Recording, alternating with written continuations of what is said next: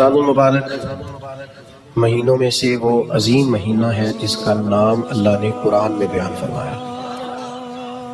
ارشاد فرمایا شہر رمضان الذی انزل فیہ القرآن، رمضان کا وہ مہینہ ہے جس میں ہم نے قرآن مجید کو نازل فرمایا۔ رمضان المبارک کی بے پناہ عظمتیں، اس کی شانیں، اس ماہ نور و سرور کی عظیم سعادت افروز گھڑیاں، یہ جب بھی آتی ہیں مسلمان کے حق میں اللہ کی رحمت کو لاتی ہیں۔ رمضان جب بھی آتا ہے اہل اسلام کے اوپر خدا کے فضل اور اس کی رحمت کا سایہ ہو جاتا ہے۔ اہل ایمان اس ماہ مبارک میں اپنے دل میں خاص نرمی، نیکی کا خاص جذبہ، اخوت، بھائی چارہ اور غم خاری کے خاص جذبات اپنے دل اور روح میں محسوس کرتے ہیں۔ عزیز دوستو، کچھ چیزیں بڑی غیر معمولی ہوتی ہیں، ان کی بہت زیادہ شان ہوتی ہے۔ کئی بار بھی ان باتوں کو سنیں اور ہزار بات بھی ان باتوں کو پڑھیں، بیسیوں لوگوں کے مختلف انداز گفتگو سے بھی ان باتوں کو سنیں تو پھر بھی وہ شانیں ایسے لگتا ہے کہ نامکمل ہی رہ گئے۔ رمضان المبارک اتنی عظمت والا ماہ مبارک ہے کہ اس کا تذکرہ اللہ کے قرآن نے بھی کیا ہے اور حضور علیہ السلام نے بھی جا بجا ذکر فرمایا۔ اچھا، اس کے کچھ نام میں آپ کی خدمت میں پہلے عرض کرتا ہوں۔ ایک تو اس کا نام قرآن نے بیان کیا شہر رمضان، رمضان کا مہینہ۔ پھر اس ماہ مبارک کو کچھ ناموں سے نبی پاک صلی اللہ علیہ وسلم نے یاد فرمایا۔ یہ مشکات شریف میں حدیث موجود ہے، حضور علیہ السلام نے اس ماہ مبارک کا نام لیا تو ایک لفظ، ایک جملہ حضور نے یہ فرمایا کہ شہر عظیم، یہ حضور نے بیان فرمایا عظمت والا مہینہ، عظیم مہینہ۔ یعنی کسی کو کوئی شخص کہتا ہے یہ عظیم عالم دین ہے، یہ عظیم حافظ قرآن، یہ عظیم سماجی شخصیت ہے، یہ عظیم لیڈر ہے، اور جس کو حضور عظیم فرمائے، جس کو نبی کریم علیہ السلام کہیں، سرکار فرمائے، میرے نبی رحمت علیہ السلام فرمائے کہ ماہ مبارک جو رمضان ہے شہر عظیم، یہ بڑا عظیم مہینہ ہے۔ اب کھو جائے انسان اس کی عظمتوں میں اور چلا جائے عالم حیرت میں اور ڈھونڈنے لگے کہ اس کی عظمتیں کیا کیا ہیں، اس کی شانیں کیا کیا ہیں، آخر وہ کتنا کو عظیم ہے جسے مدینے والے نے عظیم کہا ہے، اس کے اندر کتنی کو عظمت پائی جاتی ہے، کتنی کو بلندی شان ہے، کتنی کو رفعت ہے، جسے نبی پاک علیہ السلام نے عظیم فرمایا۔ تو ایک تو حضور نے فرمایا شہر عظیم، اور دوسرا حضور نے اس کا نام لیا، فرمایا شہر المبارک، فرمایا یہ بڑا مبارک مہینہ۔ یہ لفظ مبارک ہمارے ہاں عرف میں بھی استعمال ہوتا ہے۔ یہ جب کوئی شخص بولتا ہے نا مبارک، تو اس سے خوشخبریاں ذہن میں آتی ہیں، اس سے کامیابیاں ذہن میں آتی ہیں۔ جب کہا جاتا ہے آپ کو مبارک ہو، مبارکباد ہو، تو اس سے انسان کی حاشیہ خیال میں محسوس ہوتا ہے کہ کوئی عظیم انعام ملا ہے، کوئی عظیم رحمت عطا ہوئی، کوئی منفرد سا، حسین سا، خوبصورت سا تحفہ ملا، کسی بہت بڑی کامیابی سے اللہ تعالیٰ نے ہمکنار فرمایا، تو پھر کہتے ہیں مبارک ہو۔ تو نبی پاک نے رمضان المبارک کو فرمایا شہر المبارک، یہ مبارک مہینہ ہے، برکت والا مہینہ ہے، یعنی اس کا ہر لمحہ ہی مبارک ہے۔ روزہ رکھے تو پھر بھی مبارک ہے، افطار کریں تو پھر بھی مبارک ہے، رمضان المبارک کے اندر کسی کو روزہ افطار کرائیں تو پھر بھی مبارک ہے، اس ماہ نور و سرور کے اندر قرآن مجید تراویح میں سنائے تو پھر بھی مبارک ہے، پیچھے ہو کے سنیں تو پھر بھی مبارک ہے۔ رب دے توفیق، اللہ کرے فضل، تو رمضان المبارک کے اندر اگر ملے توفیق بندہ بیت اللہ کی زیارت کرے تو بڑی مبارک ہے، اور اگر اللہ توفیق دے اور انسان یہ ماہ مبارک مدینہ منورہ میں گزارے تو پھر بڑی مبارک ہے۔ تو ہر لمحہ مبارک ہے، ہر گھڑی مبارک ہے، رمضان سارا ہی مبارک ہے۔ پہلا عشرہ بھی مبارک ہے، درمیان والا بھی مبارک ہے، آخری بھی مبارک ہے، تاک راتیں بھی مبارک ہے، لیلۃ القدر بھی مبارک ہے۔ تو حضور نے فرمایا شہر المبارک، یہ کیا ہے؟ مبارک مہینہ۔ کون سا مہینہ ہے؟ یہ جتنے لوگ مایوس ہیں کسی بھی وجہ سے، خدا نہ خواستہ پریشان ہے کسی بھی وجہ سے، محسوس کرتے ہیں پیچھے رہ گئے کسی بھی وجہ سے، تو وہ یوں سمجھ لیں کہ یہ وہ مہینہ آ گیا ہے جس میں مبارک ہی مبارک ہے، جس میں کرم ہی کرم ہے، عطا ہی عطا ہے۔ اب پریشان نہیں ہونا، شہر المبارک ہونا، یہ مبارک مہینہ آ گیا، برکت والا مہینہ آ گیا، اب کوئی پریشانی نہیں، کوئی پچھتاوا نہیں، کوئی پیچھے نہیں ہٹنا، کوئی کمزور نہیں پڑنا، یہ مبارک مہینہ، اس کو نبی کریم نے مبارک کہا۔ تو اس کے لمحے لمحے میں آپ نے تصور باندھنا ہے کہ یہ مبارک دن ہے، اس میں رزق آئے گا تو وہ بھی مبارک ہی آئے گا، کوئی شخص ملے گا تو انشاءاللہ خیر ہی ہوگی، کوئی عمل کریں گے تو انشاءاللہ برکت ہی ہوگی، کہیں ہم اللہ کے رضا کے لیے کچھ خرچ کریں گے تو پھر بھی برکت ہی ہوگی، مہینہ ہی مبارک ہے، اس کو نبی کریم نے مبارک کہا ہے۔ لہذا جو پریشان لوگ ہیں نا وہ یوں سمجھیں کہ رمضان کا چاند طلوع ہوتے ہی وقت ہی مبارک کا شروع ہو جائے گا، بیمار سمجھے کہ شفا ہونے لگی ہے، مکروہ سمجھے کہ رہائی ملنے لگی ہے، تنگ دست سمجھے کہ وسعت آنے لگی، اور حدیث میں لفظ بھی ہے، مشکات شریف میں یہ لفظ حدیث کے موجود ہے، حضور فرماتے ہیں رمضان المبارک میں مومن کا رزق بڑھا دیا جاتا ہے، اس کے رزق میں برکت کر دی جاتی ہے، اللہ تعالیٰ اپنے فضل سے وسعت فرما دیتا ہے۔ تو میرے بھائی آپ توجہ فرمائیے گا، غور کیجئے گا اور سمجھ لیجئے گا اس بات کو کہ حضور نے اسے شہر العظیم بھی کہا، شہر المبارک بھی کہا، آگے بھی عرض کروں، نبی پاک نے اسے شہر الصبر بھی کہا، یہ صبر کا مہینہ ہے، اس میں صبر کرنا ہے، کھانے پینے سے بھی صبر کرنا ہے، نفسانی خواہشات سے بھی صبر کرنا ہے، غصہ آئے تو پھر بھی صبر کرنا ہے، کوئی تکلیف پہنچانا چاہے تو پھر بھی صبر کرنا ہے، کچھ جھگڑا کرنا چاہے تو پھر بھی صبر کی جزا جنت ہے۔ یہ ماہ مبارک، اچھا بڑی خوبصورت بات لکھی ہے حضرت حکیم الامت مفتی احمد یار خان صاحب نعیمی رحمۃ اللہ علیہ نے، فرماتے ہیں پچھلے 11 مہینے شکر کے ہیں، کھاؤ اور شکر کرو، رمضان مہینہ صبر کا ہے، سحری میں کھاؤ اور افطاری تک صبر کرو، یہ صبر کا مہینہ ہے، پہلے کھاؤ اور شکر کرو، جتنی دفعہ بھوک لگے کھاؤ اور شکر کرو، یہاں کھاؤ اور صبر کرو، یہ صبر کی ٹریننگ کا مہینہ ہے۔ تھوڑا سا ماحول میں نا بے صبری سی آ گئی، لوگ بے چین رہنے لگ گئے، جلدی متاثر ہوتے ہیں، پھر جلدی محبت کرتے ہیں، اور پھر اللہ نہ کرے جلدی ناراض بھی ہوتے ہیں اور جلدی نفرت بھی کرتے ہیں، لوگ بڑی جلدی کسی بات کے بارے میں فیصلہ کرتے ہیں، بڑی جلدی رائے دیتے ہیں،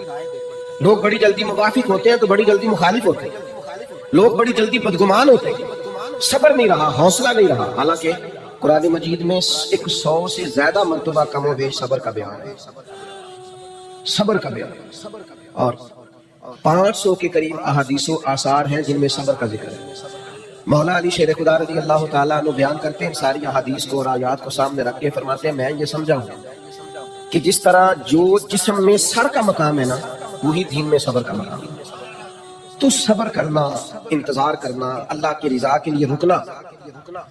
کوئی کام کر کے پھر اس کے نتیجے کا انتظار کرنا، یہ قرآن مجید کی تعلیم ہے۔ باقی ساری نیکیوں پہ ثواب ملتا ہے، ان اللہ مع الصابرین، صبر کرنے والوں کو رب رحمان ملتا ہے، اللہ فرماتا ہے میں ہوں صبر کرنے والوں کے ساتھ، ان کو رب رحمان کی معیت نصیب ہوتی ہے۔ تو صبر کا مہینہ ہے رمضان، اس لیے جلد باز تبصرے بھی کم سے کم کیجئے گا، بدگمانی بھی کم سے کم کیجئے گا، تھوڑا صبر کر کے دیکھیں تو صحیح، ذرا ٹھہرے تو صحیح، نتیجہ آنے تو دیں، رزلٹ نکلے گا، لیکن حوصلہ، اطمینان اور یہ جو خاموشی ہوتی ہے یہ بڑا طوفان ہوتی ہے، یہ چپ کر جانا، صبر کرنا، برداشت کرنا، حوصلہ پیدا کرنا، یہی انسان کے بڑا ہونے کی علامت ہوتی ہے۔ لیکن اگر کوئی شخص چھلکے چھوٹی چھوٹی بات، ذرا سی بات پہ تڑپے اور چھوٹی چھوٹی باتوں پہ اس کے ہاتھ پیر پھولنے لگ جائے اور سانس اکھڑنے لگ جائے اور زبان خشک ہونے لگ جائے اور ہونٹوں پہ سکری آنے لگ جائے، تو اس کا مطلب یہ ہے کہ یہ شخص معاشرے میں، سوسائٹی میں کبھی بھی کوئی بڑا کام نہیں کر سکے گا۔ تھوڑا سا حوصلہ، تھوڑا صبر، تھوڑا اطمینان۔ کسی سیرت نگار نے بڑی خوبصورت بات لکھی ہے، کہتے مکے والے لوگ دشمن بن کے حضور کے مقابلے میں نکلے، پر محبوب نے اتنا صبر کیا، اتنا صبر کیا کہ حضور کے صبر نے ان سارے دشمنوں کو نبی پاک کا غلام بنا دیا، وہ دشمنیاں عقیدت میں بدل گئی۔ آپ تھوڑا صبر تو کریں، میں جھگڑے ہو جاتے ہیں نا دوستوں کے، اور کبھی گھروں میں بھی، بعض اوقات خاندانوں میں بھی جھگڑا ہو جاتا ہے، تو میں کہتا ہوں ذرا کمنٹس تھوڑے سے تھوڑے کرنا، رد عمل ذرا کم سے کم دینا، اس لیے کہ اس کام کی ہونی تو آخر میں سنیں ہے، تو ایسا نہ ہو کہ آپ اتنی سخت رائے دے چکے ہوں بے صبری کے عالم میں کہ پھر وہ آپ کی صلح کے رستے میں وہ جملے رکاوٹ بن جائیں۔ تو صبر سے، اطمینان سے، قرار سے، یہ سارا رمضان المبارک صبر سکھاتا ہے۔ یعنی آپ کے گھر میں نعمتیں پڑی ہیں اور آپ کے سامنے پڑی ہیں اور آپ کی اپنی ہیں اور آپ کی جائز کمائی کی ہے اور بھوک بھی پوری لگی ہوئی ہے، کھانا نہیں، صبر کرنا ہے۔ رب کا جب تک حکم نہیں نہ آتا، افطار کا ٹائم نہیں ہوتا، اتنی دیر تک کھانا، یہ صبر ہے۔ تو یہ صبر ہی پھر انسان کو محرمات پر صبر سکھائے گا، یہی صبر پھر سکھائے گا کہ جس طرح تیرے پاس سہولت موجود ہے، تو کھا سکتا ہے، تیرے کنٹرول میں، پر تو نہیں کھاتا، اسی طریقے سے کچھ چیزیں تیرے کنٹرول میں ہیں، تو لے سکتا ہے، پر چونکہ تیرے لیے جائز نہیں، لہذا تو نے صبر کرنا ہے اور وہی لینا ہے جو تیرے رب نے تیرے لیے جائز رکھا ہے. حرام کی طرف ہاتھ کو بڑھانا نہیں, نظر کو للچانا نہیں, کبھی بھی لقمہ حرام کی طرف نہیں بڑھنا, اس لیے کہ اللہ تعالیٰ نے یہ تیرے لیے مقام صبر رکھا ہے. اور اس مقام صبر کو کبھی بھولنا, تو نبی پاک نے اسے شہر العظیم بھی کہا, اسے شہر المبارک بھی کہا, شہر الصبر بھی کہا. پھر نبی پاک صلی اللہ علیہ وسلم نے فرمایا وشہر المواسات, فرمایا یہ مواسات کا مہینہ ہے, یہ غم خاری کا مہینہ ہے, دوسروں کا خیال کرنے کا مہینہ, دکھ بانٹنے کا مہینہ. ہم نے نا اپنے دیہاتوں میں ایک بات دیکھی کہ جو بچیاں بیاہ کے چلی جاتی تھی نا, رمضان کا مہینہ آتا تھا تو ماں باپ کہتے تھے کہ اسے کہو کہ رمضان یہی نہیں آ جاتا, روزے یہی رکھ لے. اچھا یہ نہیں بھی نہ ہوتا تھا تو آخری 4-5 دن یا آخری اشرا کہتے تھے کہ بیٹی کو بھی اور نواسی نواسیوں کو بھی بلا نہ لے, ذرا یہیں پہ کر لیں, تھوڑا سا یہاں آ جائیں اور تھوڑا سا ہم خدمت کریں, تھوڑا کھلائیں پلائیں. ہم نے یہ دیکھا کہ لوگ نا رمضان المبارک کا خاص اہتمام کرتے ہیں, یعنی افطار کا شوق ہوتا کہ میں کسی کو افطار, اب تو خیر افطاریاں سیاسی ہو گئی, اب تو گاہک پکے کرنے کے لیے افطاری ہوتی ہے, پارٹیوں کی افطاری ہوتی ہے, اب تو سیاسی افطاری ہوتی ہے, اب تو ووٹ شوٹ پکے کرنے کے لیے افطاری ہوتی ہے,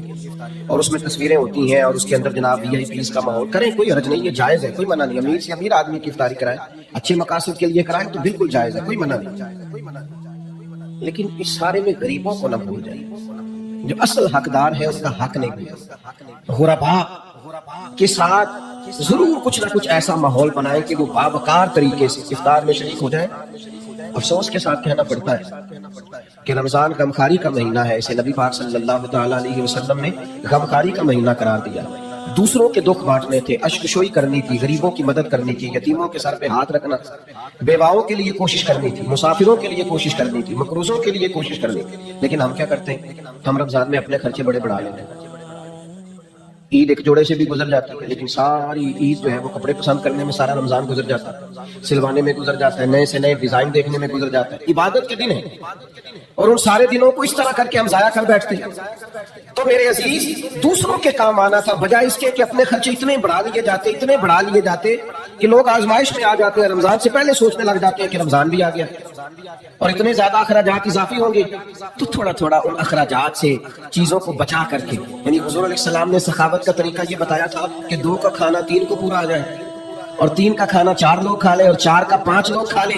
تو اپنے اسی دسترخوان میں سے آپ کچھ نکال کے اس شہر مواسات کے اندر, اس غمخاری کے مہینے کے اندر آپ دوسروں کی اشکشوئی کریں, ماہ رمضان مبارک غریب پروری میں گزاریں. غور فرمائیں کہ کہاں کہاں لوگ ضرورت مند ہیں.